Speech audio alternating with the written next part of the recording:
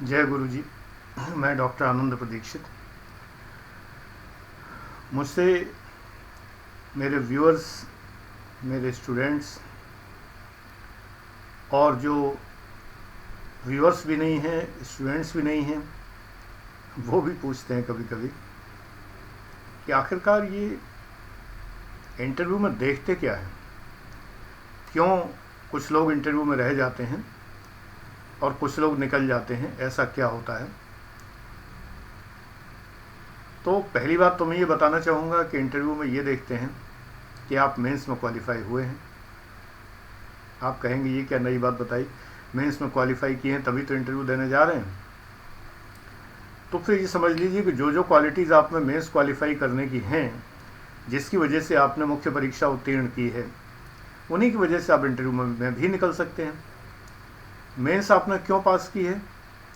क्योंकि छठवीं वाली परीक्षा में, स्क्रूटनी एग्जामिनेशन में, यानी कि जो प्रिलिमिनरी एग्जामिनेशन था यूपीएससी का, उसमें आपको इस लायक पाया गया कि आप आईएएस का एग्ज़ाम दें, आईएएस यूपीएससी का एग्ज़ाम दें। एग्ज़ाम कौन सा होता है? मुख्य परीक्षा, मेन एग्ज़ाम। प्री एग्ज़ाम कोई एग्ज़ाम नहीं है एक्चुअली, ये केवल छटनी है कि आप कितने सीरियस हैं, आप एग्ज़ाम देने के काबिल हैं कि नहीं। ये आपका ट्रायल क्लास है, जिसको आप लोग भागते हैं ना चारों तरफ के, 10 दिन इस कोचिंग में, 5 दिन उस कोचिंग में, कोई फ़ायदा नहीं है, सिर्फ समय नष्ट करते हैं और कुछ नहीं करते हैं। अपनी फ़ोटो देते हैं, अपना डेटा देते हैं सबको कि जब आप सिलेक्ट हो जाएं अपने मेहनत से तो सारी कोचिंग से आपके डेटा यूज़ कर लें, जहाँ जहाँ आपने फ़ोटो दी हैं अपनी, जहाँ जहाँ आई कार्ड लगाए हैं अपने। ये कोई मुफ्त में नहीं दे रहा है आपको ट्रायल क्लास, जो कहा जाता है free trial class. No one is giving, simply everyone is utilizing your data. Even people require your data when you come in query also. मैं तो क्वेरी में नाम भी नहीं पूछता, इसलिए नहीं पूछता कि अभी मेरा आपका संबंध विकसित नहीं हुआ है। जब आप मेरे छात्र बनेंगे तो नाम क्या, आता पता सब, आपका स्वभाव, आपका व्यक्तित्व सब पता लगा लूँगा। लेकिन जब तक आप क्वेरी में हैं तो जानकारी के लिए आए हैं केवल, तो डेटा नहीं लेता मैं। ट्रायल क्लास कुछ नहीं होता। ट्रायल का मतलब होता है सिर्फ प्रिलिमिनरी एग्ज़ाम में पास होना। अगर आप प्रिलिमिनरी एग्ज़ाम में पास होते हैं तो ट्रायल हो गया आपका। ट्रायल तो ये ऐसा है कि 1 साल पढ़ने के बाद ही हो पाता है, कम से कम 1 साल जब आप जम के पढ़ लेते हैं। वो भी कैसी तैयारी? मुख्य परीक्षा की। मेन एग्ज़ाम में पास होने लायक कब होते हैं? जब आपकी पर्सनैलिटी डेवलप्ड हो पहले से। तो मैं पहला काम ये कर रहा हूँ। अभी कई लोगों को निराशा होती है कि मैं पढ़ा नहीं रहा। मैंने पहले ही बताया कि मैं ब्लैक बोर्ड पर चौक लेके नहीं पढ़ा रहा, मैं पढ़ाने के लिए नहीं आया हूँ। मैं आपको पूर्णतया निःशुल्क आईएएस, पीसीएस, आईपीएस बनने के लायक बनाने के लिए आया हूँ यूट्यूब पर। मैं आपको बिल्कुल दान पात्र बिल्कुल नहीं होगा यहाँ, डोनेट, नो डोनेशन। नीचे कोई टैब नहीं होगा जिसमें डोनेट लिखा हो। गूगल से कोई पैसा नहीं लिया जाता, भले ही मोनेटाइज वीडियोज़ हैं, कोई पैसा नहीं लिया जा रहा। मोनेटाइज तो मैंने पहले बताया था, एक ऐड आता है बीच बीच में तो अच्छा लगता है, थोड़ा इंटरेस्टिंग हो जाता है। कभी कभी वो ऐड आप लोगों को मन लुभावन होते हैं, अच्छी बात है, चलने दीजिए। मुख्य बात यह है कि मैं आपका पहले व्यक्तित्व विकसित करना चाहता हूँ, आपकी आदत डालना चाहता हूँ कि आप एक धुरंधर, खांटी, प्योर, जेन्युइन आईएएस एस्पिरेंट बन जाएं। और जब आप बन गए तो प्री क्या बेचता है, मेंस क्या बेचता है, इंटरव्यू क्या होता है, धड़ल्ले से निकलते चले जाएंगे। तो इंटरव्यू में क्या देखते हैं? ये देखते हैं कि लड़का लड़की जो मेंस करके आया है, ये गलती से तो नहीं आ गया कहीं। जैसे कि प्री एग्ज़ाम में देखते हैं कि ये गलती से एग्ज़ाम देने तो नहीं आ गए हैं, ये लोग तो किसी छोटे मोटे परीक्षा के लायक थे, गलती से चलो इनसे रीजनिंग मैथ्स के क्वेश्चन पूछ लेते हैं।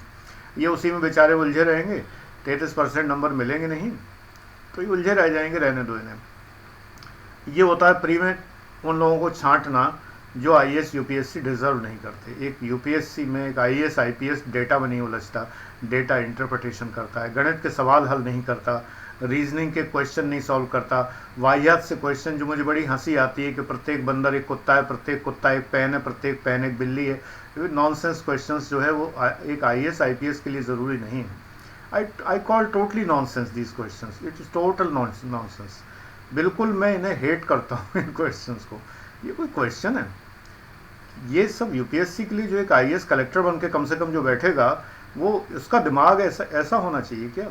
अरे छोटी मोटी परीक्षाओं के लिए ठीक है, बंदर कुत्ता बिल्ली पेन में उलझे रहो, every pain is every day this this that, कोई इसमें कोई टेस्ट थोड़ी है। इतना बड़ा दिमाग चाहिए, इतना ऊंची रीजनिंग चाहिए। वो रीजनिंग वो है एप्टीट्यूड, जो मेंस के 4th पेपर में देखिए एप्टीट्यूड के आगे क्या लिखा हुआ है, व्हाट इज एप्टीट्यूड। एप्टीट्यूड के आगे जितना लिखा वही होता है यूपीएससी का एप्टीट्यूड मेंस के 4th पेपर में, कि एक सिविल सर्वेंट का एप्टीट्यूड क्या होता है। एप्टीट्यूड का मतलब होता है कि होने लायक है या नहीं, होने लायक है या नहीं, क्लर्क होने लायक है या नहीं, तो गणित आना चाहिए।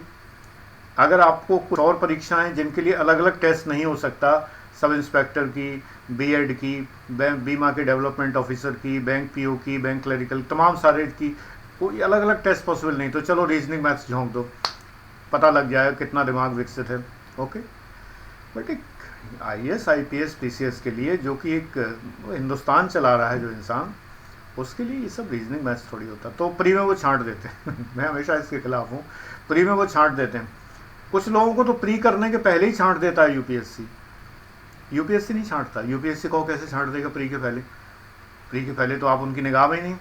अरे बड़ा बढ़िया मैकेनिज्म है ये। जो लाखों लोग जो एग्ज़ाम देते हैं ना, इनके अंदर ऐसी अफवाहें फैली रहती हैं जो तमाम लोग फैलाते रहते हैं। उन अफवाहों के कारण वो लोग छट जाते हैं, जीवन में कभी प्री पास होते ही नहीं। 6 से 12 तक की एनसीईआरटी पढ़ने वाले महानुभाव, प्रणाम सादर, आपको किनारे हो जाइए, आप इस लायक हैं ही नहीं। जब आप 6वीं किताब पढ़ रहे हैं, अभी आपकी बुद्धि विकसित नहीं, जाओ बेटा खेलो जाके, बाहर खेलो जाके, बाद में आना। पहले 6 पास हो जाओ, 7th हो जाओ, 8th हो जाओ, 9th हो जाओ, 10th हो जाओ, तब आना, बाद में आना। अभी तो बहुत छोटे हो, बच्चे हो, केजी नर्सरी करो जाके। कल को कोई ये भी फैला देगा केजी किताबें पढ़ें, नर्सरी किताबें पढ़ें। आजकल तो मैं देख रहा हूँ 3rd में एक बच्चा पढ़ता है, मेरा एक पोता पढ़ रहा है, तो वो जो है उसकी किताबों में बड़ा ज्ञान है, बहुत सारी जानकारी, अद्भुत जानकारी है। तो कल को जिन्हें ये जानकारियाँ नहीं होंगी तो अपना बेसिक्स क्लियर करने के लिए, बेसिक्स, वाह क्या शब्द है, कैसी फैली हुई अफवाहों में एक शब्द निकल के आया, छन के, प्रेसिपिटेट होके, मंथन करके घी की तरह निकल के आया। बेसिक्स क्लियर करना है भैया, केजी पढ़ना शुरू करो, दैट्स बेटर, आपके लिए वो ज़्यादा अच्छा है। केजी नर्सरी क्लास 1 2 3 4 पढ़ो, एनसीईआरटी नहीं, कोई बात नहीं, स्कूलों की किताबें पढ़ो, बच्चों के साथ खेलो जाके, जाओ। अभी आईएएस पीसीएस बहुत ऊँचा सपना है बेटा, जाके खेलोगी। तो ये पहले खेलने लगते हैं जाके, ये पास होते नहीं। 6 से 12 तक की एनसीईआरटी, अरे 11 12 तक की बहुत ज़्यादा से ज़्यादा, नहीं तो वो भी बिल्कुल ज़रूरत नहीं है कतई नाम मात्र के लिए। कौन कह रहा है मैं इस बहस में नहीं पढ़ रहा, किसी सफल ने कह दिया। आजकल सफल तो कॉरपोरेट के आगे बिक रहे हैं, तो कौन सा ठिकाना है कि कौन सा सफल कहाँ जा रहा है, कौन सा कॉरपोरेट किसको स्पॉन्सर कर रहा है। मैं नहीं कहता, ना मैं स्पॉन्सर्ड होता हूँ, ना मैं बिकता हूँ। अमूल्य चीज़ें बिका नहीं करती हैं, विचार अमूल्य होते हैं, हमेशा याद रखिए। मैं अमूल्य नहीं हूँ, विचार अमूल्य हैं। इसलिए विचार जो मेरे हैं वो मैं किसी को देता नहीं हूँ, फ्री फ्लोइंग विचार है, मुफ्त देता हूँ। बिक नहीं सकता का मतलब ये नहीं है कि कोई और मतलब है। बिक नहीं सकता का मतलब जो चीज़ मुफ्त अवेलेबल है वो बिकती थोड़ी। हवा बिकती है, पानी बिकता है, ये बताओ। पानी बिकता है, जो लोग बिजनेस करते हैं, धंधा करते हैं, पानी बेचते हैं। कल को हवा भी बेच रहे हैं लोग, लद्दाख की हवा बेच रहे हैं लोग, तो विचार भी बेच रहे हैं। मैं नहीं बेच रहा, फ्री फ्लोइंग थॉट्स आपको दे रहा हूँ, टोटली दे रहा हूँ, बिल्कुल। तो इसलिए मैं नहीं बिकता। मेरे पास अभी 11 ऑफर्स हैं, बहुत थोड़े ही सही, लेकिन 11 कॉर्पोरेट ऑफर्स हैं कि आप मेरे लिए काम करिए, मैं आपको ये पैकेज देने को तैयार हूँ, सिर्फ मेरा एडवर्टाइज करिए। नो, साफ मना कर दिया। ज़्यादा 2-4 लोग और प्रेशर डालेंगे, नाम भी ले लूँगा कि इतने लोग। कोई बुराई नहीं है, वो कॉर्पोरेट है, उनका काम बिजनेस है, वो योग्य व्यक्तियों को ढूंढते हैं। तो डेफिनेटली ईश्वर कृपा है कि मैं उनकी निगाह में आया, तो उन्होंने कहा। बट मैं ऐसे ही मस्त हूँ। आप लोगों के लिए मैंने बीड़ा उठाया है कि बिल्कुल निःशुल्क मार्गदर्शन करूंगा और आपको इस लायक बना दूंगा। देखो टाइम लगेगा, आप 0 के नीचे हैं, जो लोग हैं 0 के नीचे हैं, तो आपको समय लगेगा। आप ये मत सोचिए कि मैं अभी हो जाऊंगा एकदम से। सपने देखिए, लेकिन रियलिस्टिक देखिए, जो सच हो सकें। ये नहीं है कि ज्ञान बिल्कुल नहीं है नाम मात्र के लिए, और आप सोचें कि अभी आप 2017 क्लियर कर लेंगे, बिल्कुल ज्ञान नहीं है। तो इंटरव्यू में क्या देखते हैं, ये मेंस में आ गया। हमने भी बताया था, फिर से मैं दोहरा रहा हूँ कि प्री के पहले ही छट जाते हैं वो लोग, रीजनिंग मैथ्स वाले जो हैं वो छट गए। अब इसके बाद आए वो लोग जो कायदे से करके आए प्री। कायदे से कौन करते हैं? जो मेंस पढ़ते हैं। जब मेंस पढ़ते हैं तो उन्हें पता चल जाता है, अच्छा इससे निकला जाएगा, अरे बाप रे, हम तो तमाम चक्रों में पड़ गए थे। निकला तो इससे जाएगा, ये वाले सब्जेक्ट से निकला जाएगा। Comprehension, decision making, problem solving, interpersonal skills, communication, data interpretation, ये सारी चीज़ें, और यूपी की बोलियाँ, पीसीएस में सामान्य हिंदी, और ये सब, इन सब से निकला जाएगा सेकंड पेपर में। फर्स्ट तो जीएस है ही है। फर्स्ट में भी ज्ञान होता है, public policy, rights and issues कोई पढ़ाता ही नहीं है, कोई पढ़ता ही नहीं है, लगे रहते हैं वही घटा घोट ज्योग्राफी, हिस्ट्री, फलाना ढिमाका, वो मौर्य साम्राज्य याद किए जा रहे हैं और वो सब याद किए जा रहे हैं, तो वो छट जाते हैं। जो लोग उल्टा पुल्टा ऐसे ही याद करते रहते हैं, जब नेचुरली आप वो सब पढ़ोगे, 6 वाली किताबें पढ़ोगे, तो फिर वही सब याद करोगे, वो सब आएगा नहीं एग्जाम में। नहीं आया तो प्री में निकल गए, कई बार निकल गए, मॉरल डाउन हो गया। अब रिश्तेदारों दोस्तों में कुछ तो नाक ऊँची करें तो अपने को ज्ञानी बताते हुए घूमते हैं, फिर विद्वान बताते हुए घूमते हैं, अनुभवी बताते हुए घूमते हैं, बताते हैं किन कमियों की वजह से लोग रह जाते हैं, है ना। क्या कहा जाए, तो ये नहीं है कि ज़रा सीख लें थोड़ा सा तो निकल जाए। मैं फिर कहता हूँ कि अगर ऐसा हो रहा है तो मुझसे राय लीजिए, आपकी कमी मैं बता सकता हूँ कहाँ है, निकल जाएंगे, पक्की बात ये। बजाय इसकी ज्ञानी बन के घूमो, दूसरों को अज्ञान बांटे, इससे अच्छा ये है कि निकल जाएंगे तो जीवन बन जाएगा, बेटर है। पास हो जाएंगे तो बेटर है, मेरा उद्देश्य यही है। कभी कभी थोड़ी सी पिंचिंग किसी को लगती है, लेकिन जानबूझ के इसलिए नहीं, कोई नाराज़ करना। मेरा कंपटीशन है ही नहीं किसी से। कंपटीशन तो तब होता है कि मैं भी कॉर्पोरेट में बगल में खड़ा होता ना। मैंने दिल्ली में कोचिंग खोली है और पढ़ा रहा हूँ, वर्ल्ड में, दुनिया भर में पढ़ा रहा हूँ। मेरे स्टूडेंट जो है ऑनलाइन पढ़ रहे हैं, ऑस्ट्रेलिया में, लंदन में, हांगकॉन्ग में, यूएसए में, तमाम जगह ऑनलाइन पढ़ रहे हैं। क्लास शुरू होता है, सारे लोग लैपटॉप पे आए। आप लोगों में यूट्यूब के 2-3 व्यूअर्स आ चुके हैं, देख चुके हैं, लैपटॉप पर उन्हीं के सामने कॉल आ गई, ऑस्ट्रेलिया से कॉल आ गई, कहीं से कॉल, तुरंत क्लास शुरू होने जा रहा था। तो मेरा कोई मुकाबला नहीं है, नाम मात्र कि मेरा तरीका अलग है। आप जिज्ञासा में बैठेंगे सर इंटरव्यू की बात कब बताएंगे, क्योंकि आप भी पहले इंटरव्यू सुनना चाहते हैं और मैं भी पहले इंटरव्यू बताता हूँ, तो फिर झमेला कहाँ है। देरी में क्यों लगा रहा हूँ? देरी में इसलिए लगा रहा हूँ बताने में कि मेंस कौन क्लियर करते हैं। मेंस वो क्लियर करते हैं जिनका थॉट विकसित होता है, जिनका विचार विकसित होता है, जो अपना विचार अनेक थिंकर्स के विचार में डाल सकते हैं, उनका मेंस विकसित होता है। अब आपका थॉट इतना विकसित हो गया कि आपने मैथमेटिक्स के फार्मूलों में, ज्योमेट्रिकल सीरीज़ में, या जो है अरिथमेटिक सीरीज़ में, इन दोनों को नाम लिया जाए तो फ़ौरन माल्थस का नाम आपको ध्यान आ जाता है कि जनसंख्या सिद्धांत में उन्होंने ये बात कुछ कही थी। एडम स्मिथ और रिकार्डो का नाम लिया जाए तो आपको फ़ौरन जो है अमर्त्य सेन का नाम याद आ जाए, तब आप जो है सब्जेक्ट्स को आपस में जोड़ पाते हैं। कॉन्सोसिएशनल शब्द आते ही आपको पता चले कि ये फैबियन सोशलिज्म से संबंधित कहीं ना कहीं है, कहीं ना कहीं कुछ ना कुछ बात आए तो आपको 4-5 सब्जेक्ट के अंदर आपका ज्ञान घूम जाना चाहिए फ़ौरन कि यहाँ अच्छा इससे संबंधित है। तो कुल मिला के जिस है आप मेंस क्वालिफाई कर दें। याद रखिए, जो लोग कहते हैं कि मेंस बहुत सरल ढंग से लिखा जाता है, असल में क्या है, जब सफल कोई कहता है जो निकल गया है इसमें, उसके लिए वही सरल है। वो समझ ही नहीं सकता कि आप सरल का मीनिंग क्या लगाएंगे जो अभी पास भी नहीं हुए। आप सरल का बड़ा गलत मतलब लगा लेते हैं। आप सोचते हैं कि जो बोलचाल में बोलते हैं वो सरल है। सरल का मतलब है कि सिंपल थॉट्स हों, कॉम्प्लिकेट मत करिए। मैं कॉम्प्लिकेट करने को नहीं कह रहा, एसोसिएट करने के लिए कह रहा हूँ। Associate your thoughts, that is simple. ये सिंपल ही है। मैंने सिंपल एक प्रश्न पूछा था, किसी ने जवाब नहीं दिया फेसबुक, इसीलिए मुझे पता लगता है कि बहुत ही नॉन सीरियस लोग रहते हैं फेसबुक पर। मैंने कहा कि मनी बिल में और फाइनेंस बिल क्लास 1 और फाइनेंस बिल क्लास 2 में अंतर बता दीजिए। अब सवाल ये उठता है कि आप तमाम लोगों की सजेस्ट की हुई कॉर्पोरेट किताबें और कॉर्पोरेट मटेरियल पढ़ते हैं। जब मैं कॉर्पोरेट शब्द यूज़ कर रहा हूँ, जब वो मटेरियल आप पढ़ते हैं आपको उससे मिलता नहीं कहीं। एग्जाम में मिलेगा, सीधे पेपर में मिलेगा डायरेक्टली। लोक प्रशासन में अभी एक प्रश्न है जिसमें CPM का अलग अर्थ है, कॉम्परेटिव परफॉर्मेंस मेजरमेंट। सिलेबस देख लीजिए, कहीं नहीं। मैं कल पढ़ाने जा रहा हूँ, परसों सैटरडे, आया हुआ है 2015 में। सिलेबस में कहीं नहीं लिखा, CPM पार्ट लिखा है, that is critical path method, that CPM is in syllabus first paper, लेकिन कॉम्परेटिव परफॉर्मेंस मैनेजमेंट नहीं। मैंने किया है, मुझे पता है। I have been drawing and dispersing officer, I have been controlling officer of district also in my department, so that I know what is this term, क्या होता है मुझे पता है। यूँ ही पेपर देखते देखते मुझे नज़र आया, मुझे बड़ा अच्छा लगा देख के। मैं गजब का क्वेश्चन पूछा हुआ है, हल्का पूरा आदमी तो बता ही नहीं पाएगा, इसको सॉल्व ही नहीं कर पाएगा। लेकिन समस्या ये है आपकी समस्या क्या है। मान लो आप मुझसे फ्रेंच पढ़ने आते हैं और मुझे आती है जर्मन। आप मेरे पास एडमिशन लेते हैं कि सर मुझे तो फ्रेंच पढ़ना था, मुझे आती जर्मन है।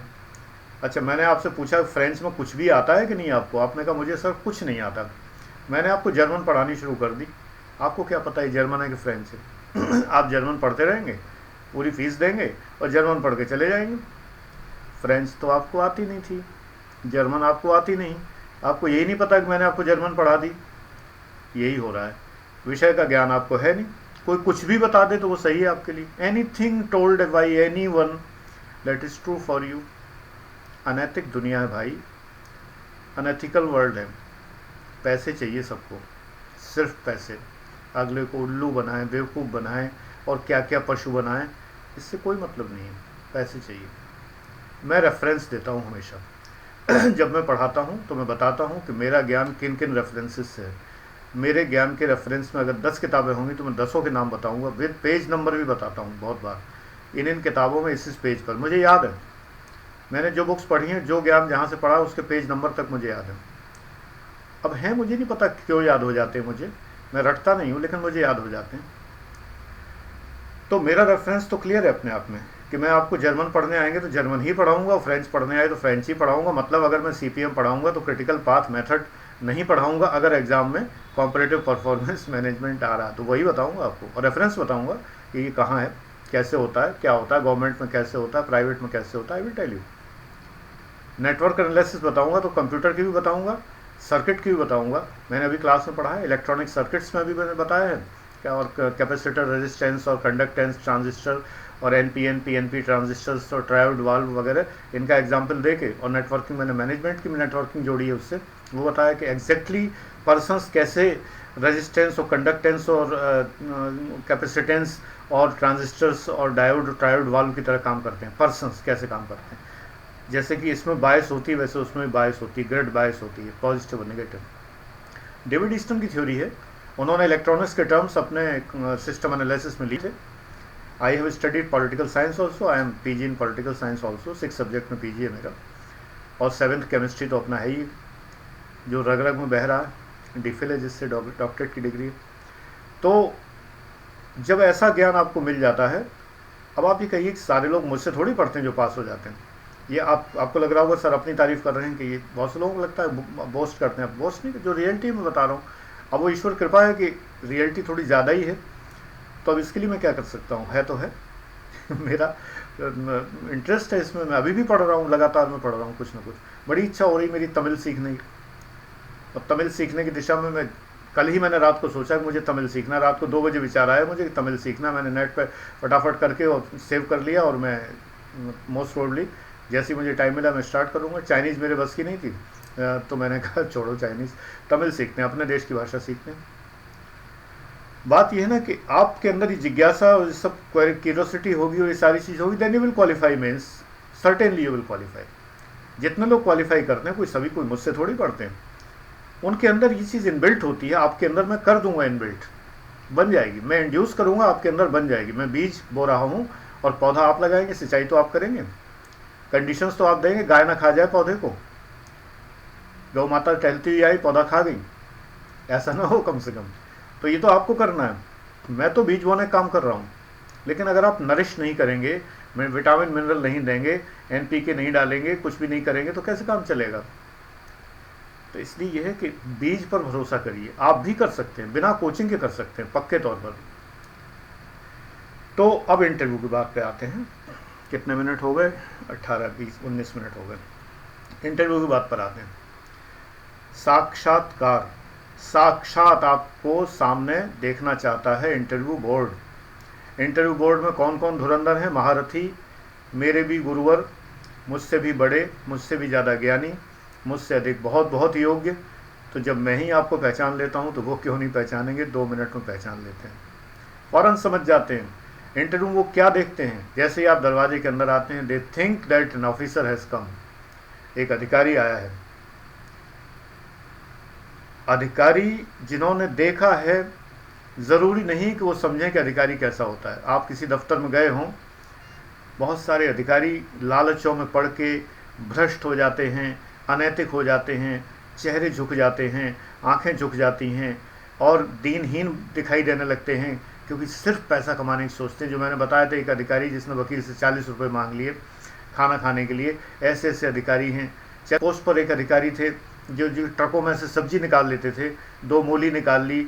अधिकारी, असिस्टेंट कमिश्नर, ट्रकों में सामान निकाल रहे हैं।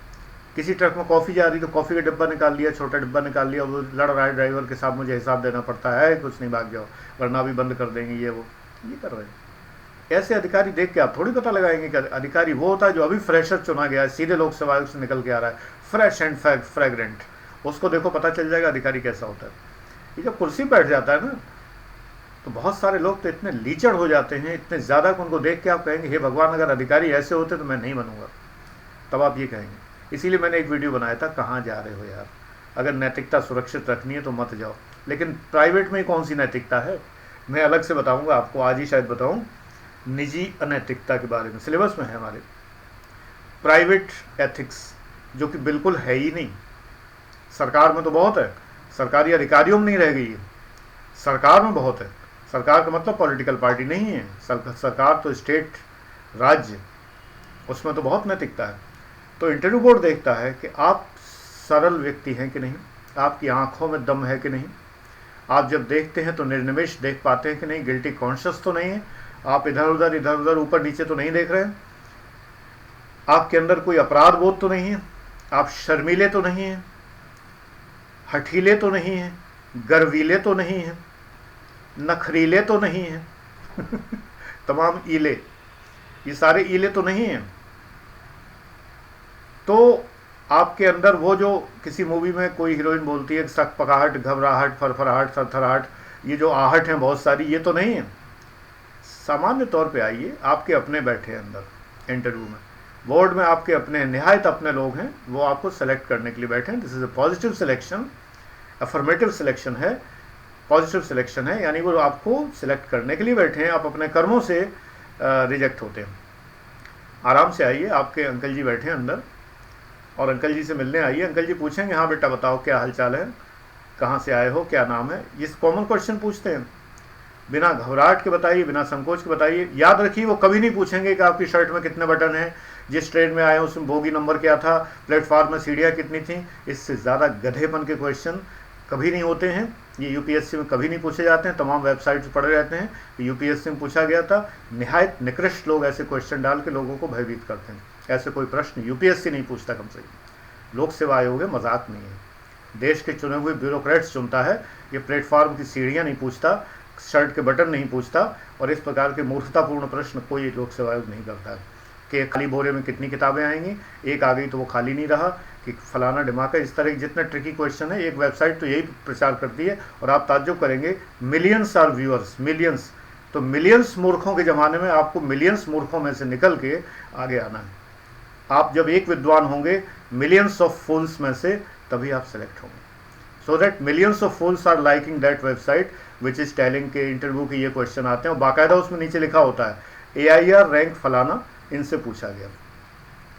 अभी एक प्रश्न ट्रेंड हो रहा था फेसबुक पे, अब आजकल नहीं दिख रहा है, उसमें लिखा था, कोई अग्रवाल लड़का था जो टॉपर था, मेरे ख्याल से, मुझे याद नहीं नाम, उसने अपने इंटरव्यू में बताया कि उससे मेंस में ये क्वेश्चन पूछा गया, और क्वेश्चन था ऑब्जेक्टिव टाइप, और वो भी मैथमेटिक्स का सीरीज़ का क्वेश्चन, नॉनसेंस क्वेश्चन था टोटली, कभी नहीं पूछा गया।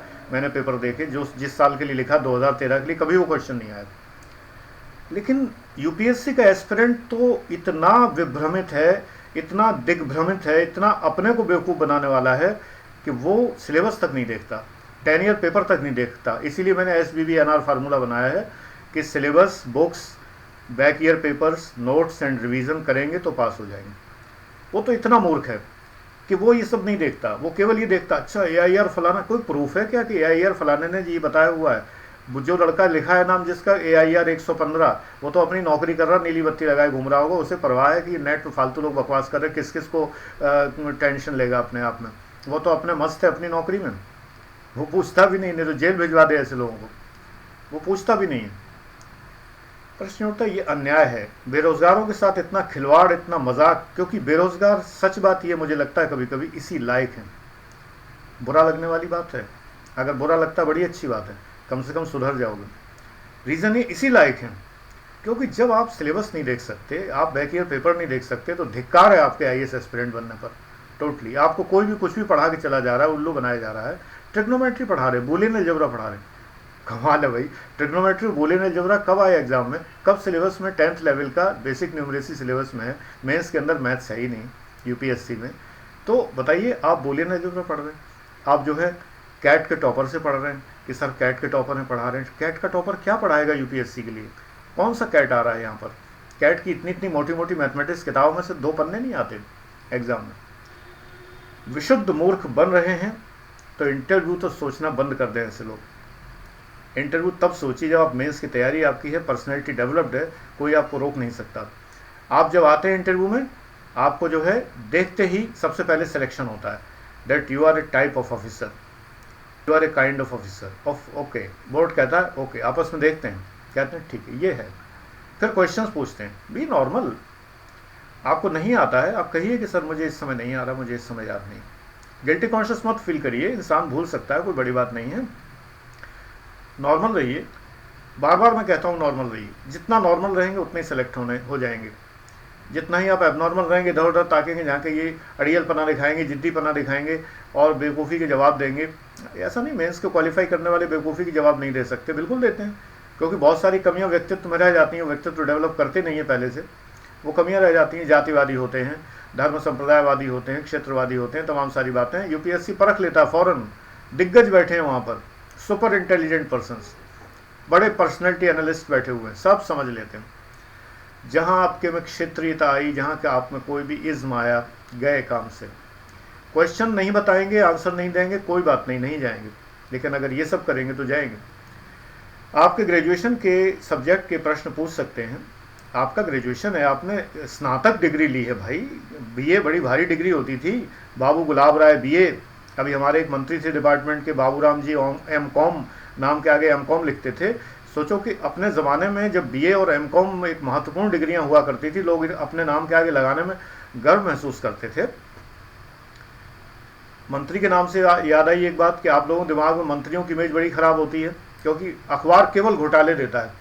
अखबार अगर मंत्री की अच्छी छवि दे तो अखबार जो है प्रेस्टिट्यूट कहलाता है, तो अखबार जो है वो ये कहलाता है, बिका हुआ मीडिया कहलाता है। ख़राब छवि दे तो आप लोग बड़े आराम से पढ़ते हैं, बड़े मज़े से पढ़ते हैं। याद रखिए, यूपीएससी में एटीट्यूड आपको मार डालेगा। अगर आप जो है निगेटिव छवि वाले अखबार पढ़ेंगे, ऐसे न्यूज़ चैनल देखेंगे जो सरकार की धुलाई करते रहते हैं, आप कहीं की नहीं रहेंगे। मैं बिल्कुल कह रहा हूँ, मैंने कभी इंडियन एक्सप्रेस, जनसत्ता नहीं पढ़ा। मैं उन्हें लाइक करता हूँ पर्सनली अखबारों को, लेकिन यूपीएससी के लिए मैंने ना पढ़ा, कभी नहीं पढ़ा मैंने। पीसीएस का एग्ज़ाम जब दिया, रीज़न ये आलोचना बहुत होती है, नहीं पढ़ा मैंने। हमें सरकार की नीतियों को सपोर्ट करना है, आलोचना नहीं करनी है। तो आपने जहाँ सरकार की नीति की आलोचना की वहीं आप गए। मंत्रियों की बात जहाँ तक है, आपने विधायिका के प्रति जहाँ अश्रद्धा दिखाई वहाँ आप गए। मंत्रियों को ये मत समझिए कि कोई मंत्री मूर्ख लोग होते हैं या मंत्री हमेशा भ्रष्ट और ये ऐसे वैसे होते हैं। देखिए, जीवन में भ्रष्टाचार अलग बात है, अनैतिकता अलग बात है, कार्य अलग बात है। ये हिंदुस्तान का जितना विकास है ये मंत्रिमंडल की योजनाओं द्वारा ही किया जा रहा है। सारा डेवलपमेंट आपने नहीं कर दिया अपने घर में बैठकर, ये किसी और ने नहीं कर दिया है। कोई लाला जी दे नहीं गए पैसे इसके लिए। ये नहीं है किसी ने धर्म खाता खुलवा दिया हो, धर्मशाला खुलवा दी हो या प्याऊ लगवा दी हो, ये नहीं है। सरकार की योजनाएं हैं, सरकार लाती है, सरकार का मंत्र मंत्रिमंडल होता है। मंत्रिमंडलीय योजनाएं हैं, कैबिनेट योजनाएं हैं, सारी संसद से पास होती हैं। इसलिए जिनको आपने चुना है, अपने चुनाव पर तो भरोसा करिए। आप कहिए मैंने वोट नहीं दिया, ना दिया तो क्या हुआ, आपके राज्य का नेता है, आपके देश का नेता है, आपको उस सरकार में आस्था रखनी है, क्योंकि वो सरकार आपके लिए नीतियां बनाती है। चाहे मनमोहन सरकार थी या चाहे उससे पहले जो भी सरकारें थीं या कोई भी सरकार थी, डेवलपमेंट्स हमेशा हुए हैं। और जब भी सरकारों में आपस में लड़ाइयाँ हुई हैं तो विकास अवरुद्ध हुआ है। जैसे जनता सरकार आई तो विकास अवरुद्ध रहा, रोलिंग प्लान्स रहे तो विकास अवरुद्ध रहा। तो विकास तभी होगा जब स्टेबल सरकार होगी। मंत्रियों के कार्यों को इस दृष्टि से मत देखिए। मैंने निकट से देखा है और तमाम मंत्रियों को मैं जानता हूँ जो कि मेरे निकटवर्ती भी हैं, निकटस्थ भी हैं, इस नाते भी जानता हूँ। और चूँकि सरकारी विभाग में काम किया है, बड़े बड़े पद रहे हैं, तो मंत्रियों की आवभगत भी की है, उनके साथ वार्तालाप भी किए, बातचीत भी की, और मैंने पाया दे आर वेरी इंटेलेक्चुअल। अंगूठा छाप बेवकूफ़ नहीं है जैसा कि आम जनता समझती है, बहुत इंटेलेक्चुअल। उनका विज़न बहुत ज़बरदस्त है मुझे नतमस्तक होना पड़ा है उनके आगे। मैं कार्यपालिका के आगे नतमस्तक नहीं हो पाता हूँ, अपने सीनियर्स के आगे, बॉसेस के आगे। मैं उनकी बुद्धि पे शक करता रहा हूँ, क्योंकि वे बहुत, मैं कुछ कह नहीं सकता कि क्या थे क्या नहीं थे, लेकिन मैं बता रहा हूँ कि जितने मंत्रियों से मेरा वास्ता पड़ा है उनका सामाजिक विज़न जो है, सोशल विज़न ज़बरदस्त देखा है मैंने। मैं किसी एक का नाम नहीं ले रहा, इन जनरल मैंने हर पार्टी के मंत्रियों में ये बात देखी है। पार्टी से मेरा कोई मतलब नहीं, लेकिन मैं हमेशा कहता हूँ विधायिका के प्रति आस्था रखिए। भ्रष्टाचार तो व्यक्ति करता है, भ्रष्ट व्यक्ति होता है। सरकार के प्रति आस्था रखिए। सरकार कार्यपालिका ही तो है, वो मंत्री कार्यपालिका का अंग होता है और विधायिका का अंग भी है।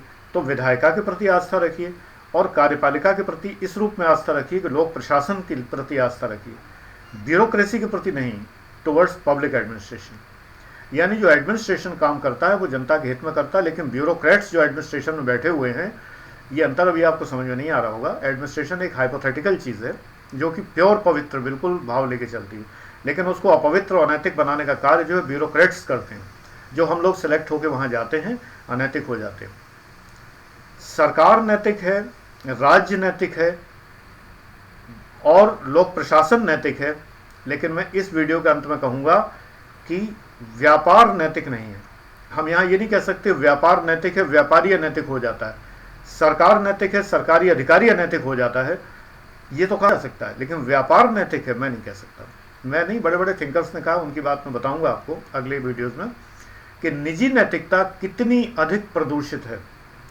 तो इंटरव्यू में वो क्या देखते हैं, आपकी सरलता, सौम्यता, चीज़ों को हैंडल करने की क्षमता, नर्वस न होना, सीधा व्यक्तित्व, झुक के न चलना, सीधे आंख मिला के बात करना, सॉफ्ट आई कांटेक्ट रखना, यानी कि ना आंखें गड़ा के देखना, न शर्मा के देखना, तिरछी निगाहों से नहीं देखना। लड़कियां थोड़ी विशेष सावधान रहें, आदत होती है कई बार थोड़ी सी तिरछी निगाह से देखने की, नहीं अच्छी बात है। बैठने के तरीके थोड़े से लड़कियों के अलग होते हैं, तो सीधी बैठें। मैं ये नहीं कहूँगा लड़कों की तरह बैठें, बल्कि एक अधिकारी की तरह बैठें। जैसे अधिकारी बैठते हैं वैसे बैठें, यानी कि थोड़ा सा तिरछे विरछे होकर ना बैठें, जैसे जनरली गर्ल्स की हैबिट होती है उस तरह ना बैठें। या बोलते समय अनावश्यक न मुस्कराएं। मैंने ये भी लड़कियों में आदत देखी है कि बोलते समय मुस्करा के बोलने की आदत जो होती है अच्छी बात नहीं है। रीज़न ये है कि मुस्करा के वहाँ बोलिए जहाँ मुस्कराना ज़रूरी हो, जहाँ ज़रूरी नहीं है वहाँ मत मुस्कराइए। तो ये थोड़ी सी चीज़ें ध्यान रखिए। क्रोध का प्रकट ना करें, अगर किसी बात पे आपको विचार पूछा जाए क्रोध जाहिर ना करें, हर्ष विषाद ज़्यादा जाहिर ना करें। एक अच्छा सा प्लीजेंट चेहरा रखिए, बहुत स्माइलिंग नहीं और बहुत विषादग्रस्त नहीं, दुखी भाव नहीं, स्माइलिंग फेस एकदम से नहीं, एक प्लीजेंट फेस, एक ऐसा चेयरफुल पोज बना के जैसे कि आप एक बहुत बड़ी एक सुखद घटना में सम्मिलित होने आए हैं। डेफिनेटली आपने मेंस क्वालिफाई किया है, एक इतनी बड़ी सुखद घटना में आप आए हैं डेफिनेटली, तो आपको प्रसन्न होना चाहिए। आप जितने अधिक प्रसन्न हैं, जितने अधिक आप जो है रेस्पॉन्सिव हैं, प्रॉपर रेस्पॉन्स देते हैं, आपका फटाफट सिलेक्शन होता है। बिल्कुल चिंता मत करिए, यू विल बी सिलेक्टेड। ईश्वर का आशीर्वाद आपके साथ है, तो आप क्यों नहीं सिलेक्ट होंगे। अपने से बड़ों का आशीर्वाद लेके आइए, इंटरव्यू के लिए आइए, शुभकामनाएं लेके आइए, सबकी, दोस्तों की, बड़ों की, सबकी शुभकामनाएं लेके आइए, ज़रूर सेलेक्ट होंगे।